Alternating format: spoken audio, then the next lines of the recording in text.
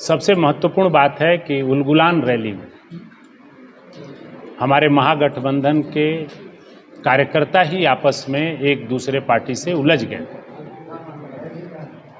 जिसमें हाथापाई की नौबत आ गई थी। प्रजातंत्र में हाथापाई का कोई जगह नहीं है, कोई स्थान नहीं है। मैं इसकी घोर निंदा करता हूँ। सभी कार्यकर्ता मेरे शरीर के अंग की समान है। कोई बायां हाथ कोई दायां हाथ के समान है। बायां हाथ को पीड़ा होगी तब भी मुझे ही चोट लगेगी, दाहिने हाथ को पीड़ा होगी तब भी मुझे ही चोट लगेगी। अतः मैं सभी कार्यकर्ताओं से हाथ जोड़ करके माफ़ी मांगता हूँ।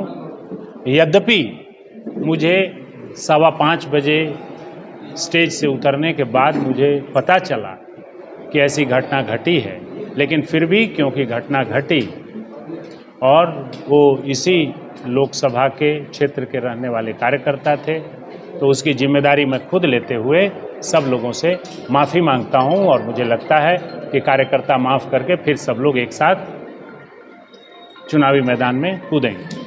कि कल भारतीय जनता पार्टी के उम्मीदवार ने नामांकन के समय हमारे संस्कार के ऊपर उंगली उठाई। उन्होंने अपने भाषण में हमारे संस्कार के ऊपर उंगली उठाया है। संस्कार मुझे उन्होंने बताया, इसके लिए मैं उन्हें धन्यवाद करता हूं कि भैया आप मुझे संस्कार समझा रहे हैं, इसके लिए बहुत बहुत धन्यवाद। खतियान की बात कर रहे थे सर जी, आखिर ऐसी क्या परिस्थिति उत्पन्न हो गई है कि आप लोग खतियान की बात कर रहे हैं, विकास की बात? नहीं, विकास की बात ऐसी इसलिए हो गई कि केबीसी में अमिताभ बच्चन जी ने प्रश्न पूछ दिया कि देश में कौन सा ऐसा पार्लियामेंट है जहां से लोकल व्यक्ति आज तक चुनाव नहीं जीता, तो वही लोकल आप कैसे सिद्ध करेंगे? तो ऐसे ही सिद्ध करेंगे कि जिसका खतियान इस लोकसभा में रहने का हो वही सिद्ध कर सकता है।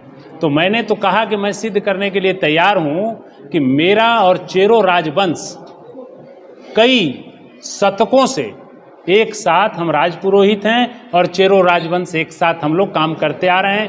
पलामू किला चेरो राजवंश का वह किला जोर जोर से चिल्ला चिल्ला करके हमारे पूर्वजों की और हमारी इस लोकसभा की उपस्थिति बयान कर रहा है।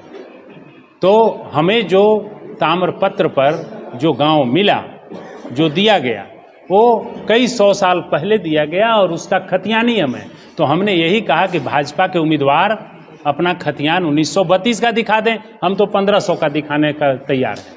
कि बाबा साहेब अम्बेडकर के संविधान को बदलने के लिए जो 2/3 बहुमत 3/4 बहुमत के फिराक में जो भारतीय जनता पार्टी है, मैं अपने क्षेत्र के मतदाताओं को भरोसा दिलाता हूं कि बाबा साहेब का अम्बेडकर जब तक अक्षुण्ण है तब तक भारत अक्षुण्ण है, भारत एकजुट है। मैं भारत के लिए कुछ भी कर सकता हूं। कभी भी आपका भाई जब पार्लियामेंट में रहेगा, बाबा साहेब अम्बेडकर के संविधान को कोई हाथ भी नहीं लगा सकेगा। बदलने की बात तो दूर है, ये मैं उनको विश्वास दिलाना चाहता हूँ। समस्याएं हैं, कहीं रोड नहीं है, बगड़ा मोड़ से लावालौंग होते पांकी तक सड़क नहीं है। कहीं आप चंदवा तरफ चले जाइए तो फ्लाईओवर नहीं है, उसको घंटों लोगों को इंतजार करना पड़ता है, मर जाते हैं। हंटरकंज चले जाइए तो तेतरिया में एक पुल नहीं है जिसके चलते लोग अंदर हो जाते हैं। कहीं चले जाइए तो इतना नदियां बह रही है, कहीं वो बांधा हुआ नहीं है, वहाँ दोनों तरफ खेत सूखे हुए हैं, सिंचाई के संसाधन नहीं है। यहाँ से इतना कोयला जा रहा है, रैक का रैक जा रहा है, पेड़ पत्ते तक काले हो गए, लोगों के फेफड़े काले हो गए, लेकिन लोगों के पास नौकरी नहीं है। उनके बगल में कोयलवरी है, उनके ज़मीन में कोयलवरी है और उनके लिए नौकरी नहीं है, उनके लिए रोजगार नहीं है। यहाँ पर कोई इंडस्ट्री नहीं लाई गई, जबकि कच्चा माल यहाँ उपलब्ध है, कोयला उपलब्ध है, मानव संसाधन उपलब्ध है। जो बेरोजगार है वहाँ नहीं लगाया गया फैक्ट्री। तो कई समस्याएं हैं जिन समस्याओं का समाधान करना है। आप खुद ही कह रहे हैं कि रेल लाइन नहीं चतरा तक बिछी हुई है, जिसके चलते लोगों को आवागमन में भारी दिक्कत होती है।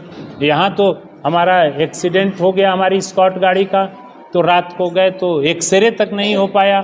एक्सरे के लिए मुझे रेफ़र करना पड़ा, सिटी स्कैन के लिए रेफ़र करना पड़ा। तो यहाँ एक सुपर स्पेशलिटी हॉस्पिटल की ज़रूरत है चतरा में। इसको हमें कराना है।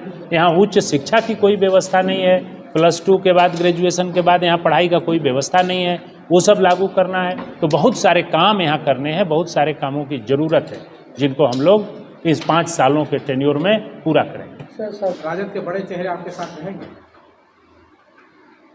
जी, सवाल उसका जवाब दे दीजिए सर। उसका अब लगता है भविष्य में क्या होगा, हम क्या सवाल दें, आप बताइए। नहीं सर, यही सवाल। आप बताइए कल आपके साथ कौन कौन घूमेगा?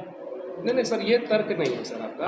आप तार्किक तरीके से हम लोगों को समझा दीजिए, लोगों को समझा दीजिए, ताकि जो हमारे हमने कहा कि सभी राजद के लोग एक साथ घूम करके प्रखंडों में गाड़ियां बुक कर रहे हैं, जेएमएम के लोग बुक कर रहे हैं, सीपीआई एमएल के लोग घूम रहे हैं, कांग्रेस के लोग घूम रहे हैं, सब लोग एक साथ काम कर रहे हैं। कल शाम में सर एक प्रेस कॉन्फ्रेंस हुआ है राजद की ओर से, जिनके साथ मारपीट की घटना हुई, वो लोग तो अभी भी आपका विरोध कर रहे हैं, प्रत्याशी बदलने की बात कर रहे हैं।